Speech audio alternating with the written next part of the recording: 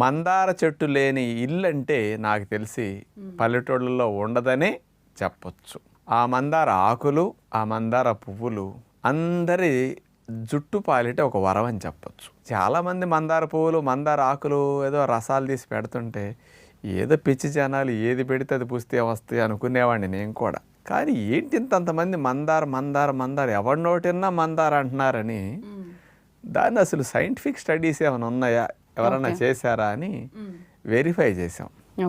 40 పరిశోధన పత్రాల యొక్క సారాంశాన్ని అమెరికా దేశం వారు 2015 సంవత్సరంలో రట్గర్స్ యూనివర్సిటీ USA వారు వాళ్ళు ఇచ్చినవి.